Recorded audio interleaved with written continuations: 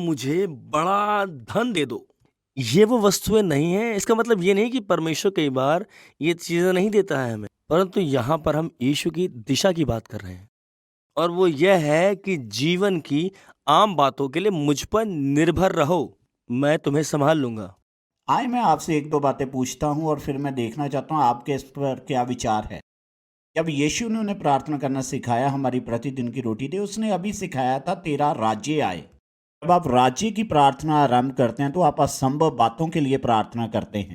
ऐसी बातें जो आप नहीं कर सकते, आप लोगों को मसीह में नहीं ला सकते हैं, आप समुदाय में जागृति नहीं ला सकते हैं, तो आप अपनी पहुंच के बाहर की प्रार्थनाएं करना आरंभ करते हैं। आप विश्वास में आते हैं। जब आप इन बातों की प्रार्थना करते हैं तो आपकी आवश्यकताएं बढ़ जाती हैं। अब आपकी आवश्यकताएं आपके विषय में नहीं है। जैसे मैं आपको अपनी मित्र उस छोटी औरत के विषय में बता रहा था, वह परमेश्वर को कह रही थी मेरी आवश्यकताएं पूरी कर, परंतु अब उसकी आवश्यकताएं बढ़ गई हैं उन बच्चों की वजह से जो अफ्रीका में हैं।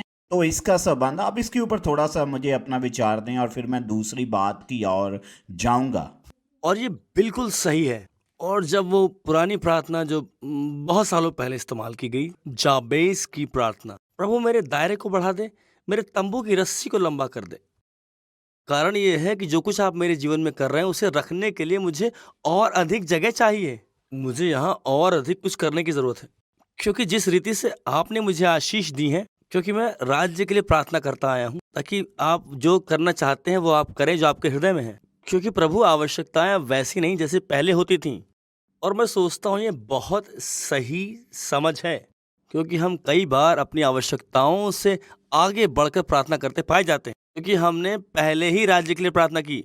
और दूसरी बात जो मैं आपसे पूछना चाहता हूं, क्योंकि आपने इस मुद्दे को उठाया था, हमारी आवश्यकताएं, हमारी ज़रूरतें, हो सकता है वह हमारी चाहतें ना हों, परंतु फिर भी वचन कहता है अब प्रभु पर भरोसा कर, वह तेरे हृदय की चाहतों को पूरा करे। यह सही है। तो क्या अंतर है? परमेश्वर आपकी आवश्यकताओं को पूरा करता है और उन चाहतों को जो हमारी हो सकता है ज़रूरत ना हो, तो हम कैसे परख कर प्रार्थना कर सकते हैं? सबसे पहले मैं व्यवहारिक रूप से बोलूंगा, हम सब अभी नए हैं और हम सब उस सीखने वाली प्रक्रिया में से होकर जा रहे हैं। हम एक साथ इस सफर में चल रहे हैं, और इसका अर्थ यह नहीं है कि हर कोई एक ही स्थान पर अपनी मंजिल पर एक समय पर पहुंचता है। हर कोई प्रभु से एक ही जैसी चीज पाता है। ये कोई पद्धति नहीं है, ये तो एक रिश्ता है। यह है, क्या आप पिता पर भरोसा करते हैं? नहीं। क्या आप अपने पिता पर भरोसा करते हैं? आपका स्वर्गीय पिता आपकी देखभाल करे, और इस रीति से आपकी देखभाल करे कि अपने परिवार में आप किसी सदस्य को देखें और जिसके पास आपसे कहीं अधिक है और आपके पास उतना नहीं है, क्या आप उस पर भरोसा करोगे? अंततः वो यहीं पर आकर खत्म होता है। जब हम बात करते हैं मात्रा की, मैं सोचता हूं हम एक खतरे के स्थान पे पहुंच जाते हैं, और अंत में ये इस विषय में नहीं है कि मैं उससे कितना अधिक प्राप्त करता हूं, या फिर क्या आपने वो वचन बताया, और मुझे लगता है हमारे लिए बहुत बहुत जरूरी है कि हम उसकी तरफ देखें कि परमेश्वर आपकी हृदय की अभिलाषाओं को दे। आप क्या अभिलाषा करते हैं? आपको क्या अभिलाषा करनी चाहिए? और आप राज्य की प्रार्थना करते हैं तो आप अपने आप को दाऊद की तरह प्रार्थना करता हुआ पाएंगे। भजन 27 की 4 आयत।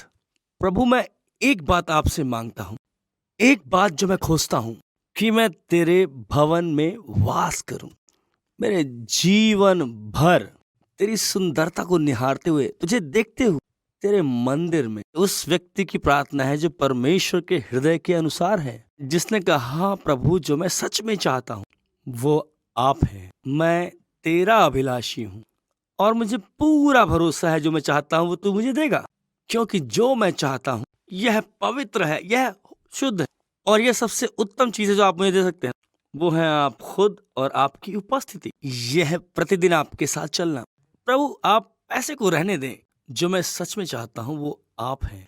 मुझे स्मरण आता है प्रेरित पौलुस जब वह कहता है कि मैं संतुष्ट हूँ, चाहे मेरे पास ज्यादा हो या कम हो, चाहे बहुत हो या कम हो, यह सही है। मैं संतुष्ट हूँ क्योंकि प्रभु मेरी आवश्यकताओं को पूरा कर रहा है। मैं सोचता हूँ जहाँ क्या होता है हम तुलना करना शुरू कर देते हैं। हम भूल जाते हैं कि परमेश्वर हर एक व्यक्ति के जीवन में अलग रीति से कार्य कर रहा है। यह सही है। और हो सकता है जहां पर एक व्यक्ति हो जिसे परमेश्वर ने आशीष दी है और वह अरबों पति है, क्योंकि शायद वो लोगों को इस रीति से प्रभावित करेगा, छुएगा जैसे किसी और ने कभी नहीं किया हो, और प्रभु ने इसीलिए उसे बुलाया है। और एक और व्यक्ति जहां हो सकता है जो कि कंगाल है परंतु यीशु से प्रेम करता है, और वह दोनों आप जानते हैं राज्य में एक ही स्थान में हैं। प्रभु उनकी आवश्यकताओं को पूरा करके उनसे वह करवा रहा है। यदि यह व्यक्ति गरीब ना होता तो वह इन लोगों के चारों ओर ना होता और इन लोगों के जीवन में परमेश्वर का आत्मा कार्य ना कर पाता। परमेश्वर के काम के लिए हमें संतुष्टि को सीखना होगा, पहचानने परमेश्वर आपकी प्रत्येक आवश्यकता को पूरा जरूर करेगा, क्योंकि बाइबल कहती है मेरा परमेश्वर अपनी महिमा के धन के अनुसार मसीह यीशु में आपकी प्रत्येक आवश्यकता को पूरा करेगा। वह आपकी आवश्यकता पूरा करेगा। इसे उसके पास लेकर आएं, डरे ना, आप उसके पास आएं, वह आपको प्रेम करता है।